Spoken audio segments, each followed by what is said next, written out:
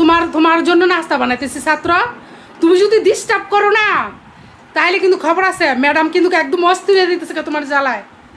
আর তুমি বারে বারে কই যাও? হ্যাঁ, আর যাইলে তোমার ম্যাডাম খালি চিগলায়, তুমি ওই সময় এরকম করে দেখায় যেতে না, মিসরে এরকম করে দেখাইবা, ঠিক আছে? তাহলে মিস বুঝবো।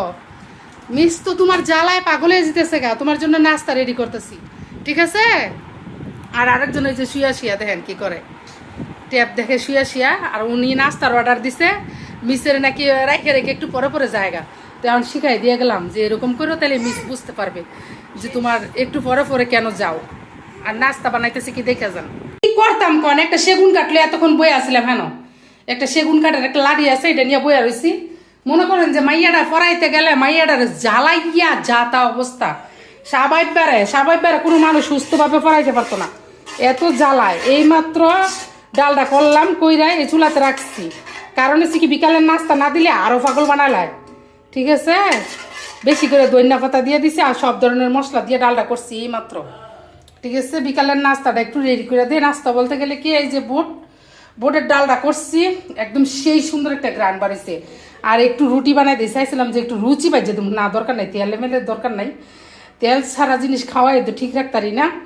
রুটি বানাই দিতেছি, গরম গরম রুটি দিব, ডাল বুনা দিব, আর হচ্ছে ডিম পোস্ট করে দিব, নাইলে অবস্থা খুব খারাপ হয়ে যাবে। পড়তে বসেছে কি জ্বালাটা করতেছে, সাইবারে মনে করেন যে পাগল পাগল বানাই লাইতেছে জ্বালাই। আমি নাস্তাটা রেডি করে তাড়াতাড়ি নিয়ে দেই, আর দিয়ে এরপর আবার কাছে বইয়া থাকতেইব।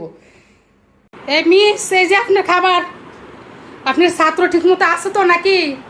আর না পারলে কুত্তা বাড়ি বাইরে দিবেন আপনার ছাত্র যদি বাথরুমে যেয়ে ফেলাইতে তাহলে দৌড়া দৌড়া লয়ে আইবেন, আর না পারলে আমার কইবেন।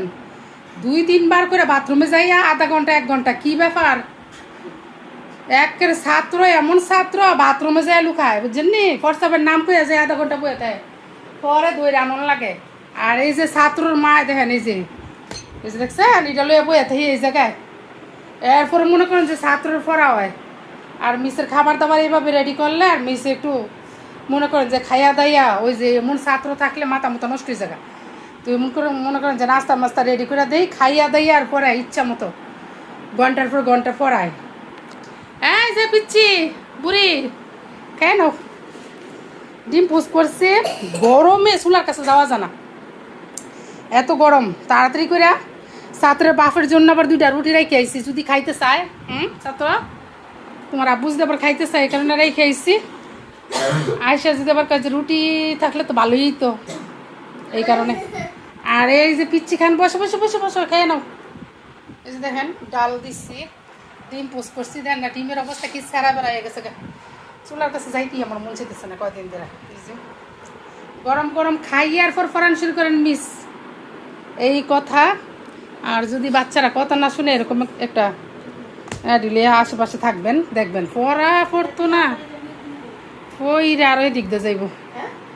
ঠিক আছে, তাইলে সবাই ভালো থাকবেন, আল্লাহ হাফিজ। সাবি আল্লাহ হাফিজ দাও।